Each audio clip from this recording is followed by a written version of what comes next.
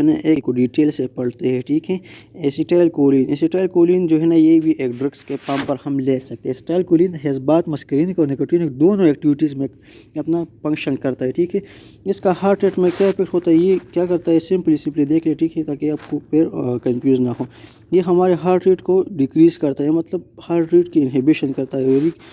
कैसे करता है, M2 रिसेप्टर से बाइंड होकर जो है ना हार्ट रेट को कम करता है, मतलब उसकी जो है ना कंडक्टिविटी को कम करता है, जिसकी वजह से क्या होता है, हार्ट रेट कम हो जाता है, ठीक है। ब्लड वेजल, ये ब्लड वेजल में डायलेशन करेगा, और ब्लड वेजल कौन से रिसेप्टर्स में आता है, M3 रिसेप्टर में। सो ये M3 रिसेप्टर से के साथ बाइंड होकर ब्लड वेजल की डायलेशन करेगा, ठीक है।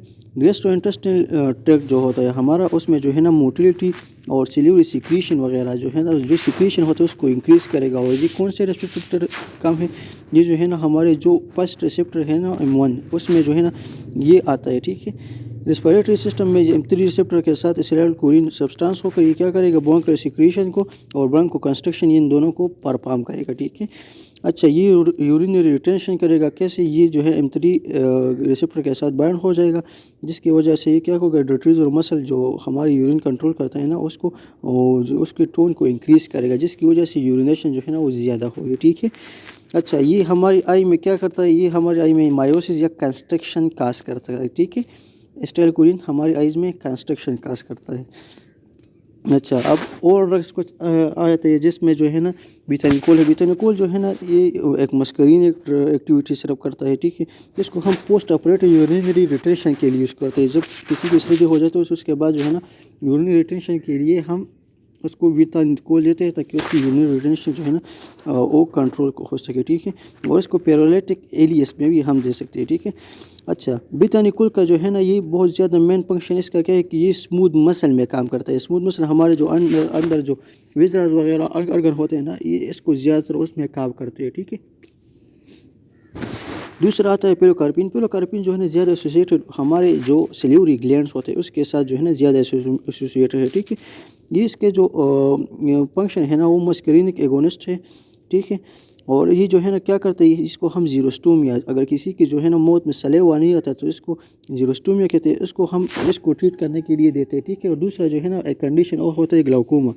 ग्लाउकोमा जो है ना जब आई के अंदर प्रेशर हो जाता है और पेशेंट का जो है नज़र नहीं लगता, तो इस वजह से हम क्या कहते हैं, इसको हम पिलोकार्पिन जो है ना उसको एडमिनिस्टर कर सकते हैं, ठीक है। इसके बाद कार्बाकोल। कार्बाकोल जो है ना ये एक ऐसा ड्रग है जो मस्करीनिक और निकोटीनिक दोनों रिसेप्टर्स पे काम करता है, ठीक है। और इसको हम जो है ना यूज़ कर सकते हैं किस चीज़ की वजह से, इसकी पोटेंसी भी हाई है, रिसेप्टर के साथ नॉन सेलेक्टिविटी भी है, और इसका एक्शन ड्यूरेशन जो है ना ये बहुत ज़्यादा है। इसको हम ग्लूकोमा के ट्रीटमेंट के लिए भी दे सकते हैं, ठीक है। इसके बाद आते हैं न्यूस्टिग्मिन। न्यूस्टिग्मिन एक ऐसी डिजीज़ जिसको हम एक ऐसा ड्रग है जिसको हम मिस्थीनिया ग्रेविस जो हमारे मसल का डिजीज़ होता है ना, इसमें हम इसको एडमिनिस्टर कर सकते हैं, ठीक हो गया। तो पैरासिम्पटोमाइमेटिक या कोइनर्जिक एगोनिस्ट जो ड्रग्स होते हैं उसके एडवर्स इफेक्ट क्या है, ठीक है। इसके जो है ना साइड इफेक्ट्स या एडवर्स इफेक्ट क्या है, ठीक। सो इसके सिस्टमिक इफेक्ट्स बहुत कम होते हैं, मतलब ये जो है ना ब्रेडिकार्डिया काज करता है, मतलब हार्ट रेट को लो करता है, क्योंकि हमने पढ़ा था कि ये इनहिबिशन काज करता है। सो इससे ब्रेडिकार्डिया काज होगा, तो इस वजह से हाइपोटेंशन भी काज होगा, ठीक है। इसके बाद जो है ना पेशेंट जो है ना उसका स्किन जो है ना रेडिश लाइक कलर होगा, ठीक है। उसका ब्रीथिंग में डिफिकल्टी होगी, और दूसरा जो है ना ये हमारे बॉडी के सिक्रीशन को कंट्रोल करता है, मतलब इसको स्टिमुलेट करता है, तो ये उस पेशेंट का जो है ना स्वेटिंग ज़्यादा होगी, ठीक है।